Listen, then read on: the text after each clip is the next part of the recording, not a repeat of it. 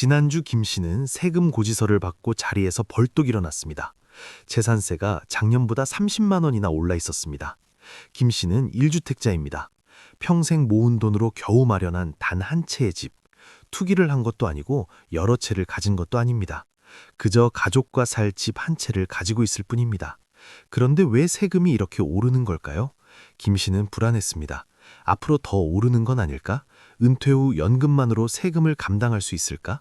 오늘 여러분께 말씀드릴 이야기는 바로 이것입니다. 1주택자들이 직면한 세금 부담의 현실, 그리고 이것이 우리의 노후와 부동산 시장에 어떤 영향을 미칠지에 대해서 말입니다. 1주택자는 보호받아야 한다는 것이 우리 사회의 오랜 원칙이었습니다. 실제로 살 집을 가진 사람들에게까지 무거운 세금을 물리면 안 된다는 사회적 합의가 있었습니다. 하지만 최근 몇 년간 이 원칙이 흔들리고 있습니다. 공시가격이 현실화되면서 1주택자들의 세금 부담도 크게 늘어나고 있습니다. 박 씨는 강남의 작은 아파트를 가지고 있습니다. 20년 전에 산 집입니다. 당시에는 그렇게 비싸지 않았습니다. 박 씨 부부가 맞벌이로 모은 돈과 부모님께 받은 약간의 도움으로 샀습니다. 그 집에서 자녀를 키웠고 지금도 살고 있습니다. 박 씨에게는 유일한 집입니다. 하지만 20년 사이 그 동네 집값이 엄청나게 올랐습니다. 박 씨가 산 가격의 5배가 넘습니다. 박 씨는 기쁘지 않았습니다. 팔 생각도 없고 어차피 살 집인데 집값이 오른들 무슨 소용입니까? 오히려 세금만 늘어났습니다. 10년 전만 해도 재산세가 연 100만 원 정도였습니다. 부담스럽지만 감당할 만했습니다. 하지만 지금은 다릅니다. 공시가격이 크게 올랐고 그에 따라 재산세도 급증했습니다. 작년에는 400만 원이 넘게 나왔습니다. 올해는 500만 원에 육박할 것 같습니다. 박 씨는 불안합니다. 내년에는 얼마나 더 오를까? 2년 후 은퇴하면 연금만으로 이 세금을 감당할 수 있을까? 자녀들에게 손을 벌려야 하는 건 아닐까? 박 씨는 밤잠을 설칩니다. 평생 성실하게 일하고 검소하게 살고 집 한 채 마련했을 뿐인데 왜 이렇게 힘들어야 하는 걸까요? 박 씨만의 고민이 아닙니다. 서울과 수도권의 수많은 1주택자들이 같은 어려움을 겪고 있습니다. 특히 중년층과 노년층에게는 더욱 심각한 문제입니다. 소득은 줄어들거나 고정되어 있는데 세금은 계속 오르고 있습니다. 이 씨는 더 극단적인 상황에 처했습니다. 이 씨는 70대 초반입니다. 남편이 돌아가시고 혼자 살고 있습니다. 연금은 월 100만 원 정도입니다. 생활하기에 빠듯하지만 그럭저럭 버티고 있었습니다. 집이 있으니 주거 걱정은 없었습니다. 하지만 최근 재산세 고지서를 받고 이 씨는 절망했습니다. 300만 원이 넘는 금액이었습니다. 이 씨의 석 달치 연금입니다. 도저히 낼 수 없는 금액입니다. 이 씨는 자녀들에게 도움을 청했습니다. 하지만 자녀들도 형편이 어렵습니다. 대출받아 집 사느라 까듯하게 살고 있습니다. 이 씨는 고민에 빠졌습니다. 차라리 집을 팔아야 하나? 하지만 이 집을 팔면 어디서 살아야 할까? 전세로 가자니 전세금도 만만치 않습니다. 월세로 가자니 매달 나가는 돈이 부담스럽습니다. 무엇보다 평생 살던 집을 떠나고 싶지 않습니다. 이웃도 있고 추억도 있는 곳입니다. 이 씨 같은 노인들이 점점 늘어나고 있습니다. 하우스푸어라는 말이 있습니다. 집은 있지만 가난한 사람들. 과거에는 투자용 주택을 여러 채 가진 사람들을 지칭했습니다. 하지만 이제는 1주택자 중에도 하우스푸어가 생기고 있습니다. 집값은 높지만 현금 소득은 없어서 세금과 관리비를 감당하기 어려운 사람들입니다. 왜 이런 일이 벌어지고 있을까요? 여러 이유가 있습니다. 가장 큰 이유는 공시가격 현실화 정책입니다. 과거에는 공시가격이 시세의 50%, 60% 수준이었습니다. 하지만 점차 시세에 가깝게 올라가고 있습니다. 70%, 80%까지 올라간 지역도 많습니다. 공시가격이 오르면 그에 따라 재산세도 오릅니다. 재산세는 공시가격의 세율을 곱해서 계산하기 때문입니다. 공시가격이 20% 오르면 재산세도 20% 오릅니다. 간단한 산수입니다. 정 씨는 이 문제를 실감했습니다. 정 씨의 아파트 공시가격은 5년 전에 6억 원이었습니다. 하지만 지금은 9억 원입니다. 50%가 올랐습니다. 당연히 재산세도 50% 올랐습니다. 5년 전에는 200만 원이었는데 지금은 300만 원입니다. 정 씨는 받아들이기 어렵습니다. 집값이 올라서 좋은 것도 아닙니다. 팔 생각도 없으니까요. 오히려 세금만 늘어났습니다. 정 씨는 생각합니다. 공시가격 현실화가 정말 필요한 정책일까? 1주택자들에겐 너무 가혹한 것 아닐까? 하지만 정부 입장에서는 다른 논리가 있습니다.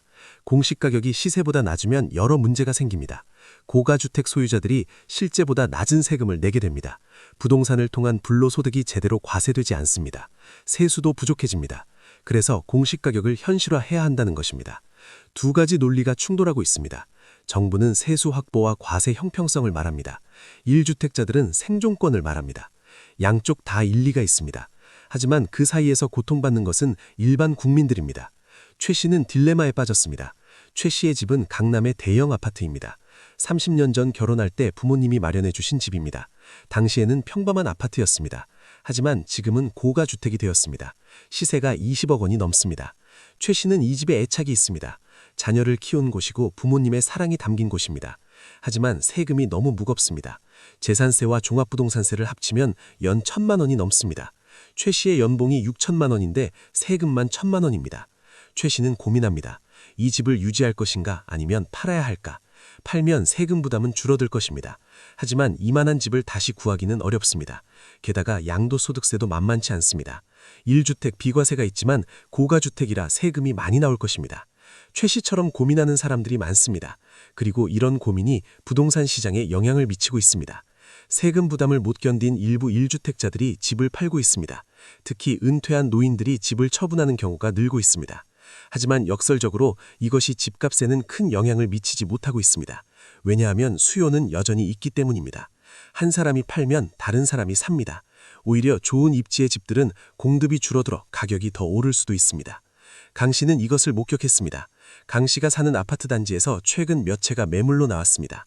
모두 노인들이 세금 부담 때문에 파는 것이었습니다. 강 씨는 집값이 떨어질 거라고 생각했습니다. 하지만 그 집들은 금방 팔렸습니다. 오히려 호가보다 높은 가격에 거래되었습니다. 이것이 현재 부동산 시장의 역설입니다. 1주택자들은 세금 부담으로 힘들어하지만 시장 전체로 보면 수요는 여전히 강합니다. 특히 좋은 입지의 집들은 항상 사려는 사람이 있습니다. 결국 힘든 사람만 집을 팔고 여유 있는 사람들이 그 집을 사가는 구조입니다. 이것이 부동산 양극화를 심화시키고 있습니다. 여러 채를 가진 부자들은 더 많이 사들이고 간신히 한 채를 가진 사람은 그마저 유지하기 힘들어집니다. 중산층이 무너지고 부자와 빈자로 나뉘는 것입니다. 송 씨는 이 현실이 씁쓸합니다. 송 씨는 평생 성실하게 일했습니다. 공무원으로 30년을 근무했습니다. 부정한 돈 한 푼 받지 않았습니다. 검소하게 살며 돈을 모았습니다. 그리고 은퇴하기 직전 집 한 채를 샀습니다. 노후 대비였습니다. 하지만 그 집이 이제는 짐이 되고 있습니다. 연금으로는 세금과 관리비를 내기 빠듯합니다. 송 씨는 억울합니다. 평생 정직하게 산 사람이 왜 이런 고통을 받아야 하는지. 반면 부정한 방법으로 돈을 번 사람들, 투기로 여러 채 가진 사람들은 잘 살고 있는 것 같습니다. 물론 모든 다주택자가 투기꾼은 아닙니다.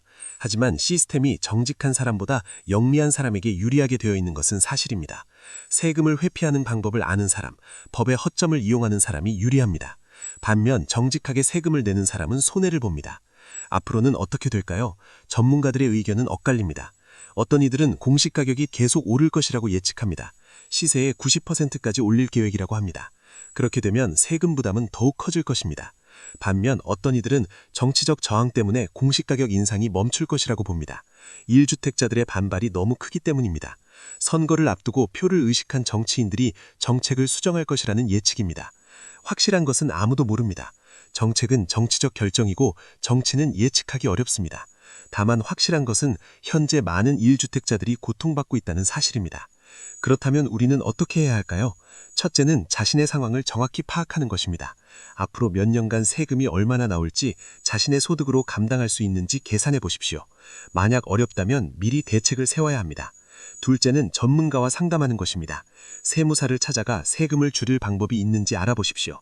합법적인 절세 방법이 있을 수 있습니다. 또한 재정상담사와 상담해서 자산관리 계획을 세우십시오. 셋째는 정치적 목소리를 내는 것입니다. 1주택자들의 어려움을 정치인들에게 알려야 합니다.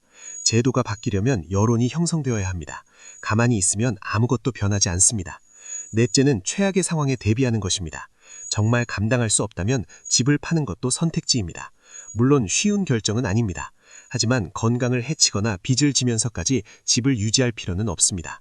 오늘 말씀드린 내용이 무겁고 우울할 수 있습니다. 하지만 현실을 직시해야 대비할 수 있습니다. 부동산 세금 문제는 앞으로 더욱 중요해질 것입니다. 미리 준비하는 사람이 살아남습니다. 여러분 모두 현명한 선택을 하시기 바랍니다. 이 영상이 도움이 되셨다면 구독과 좋아요로 응원해 주십시오. 감사합니다.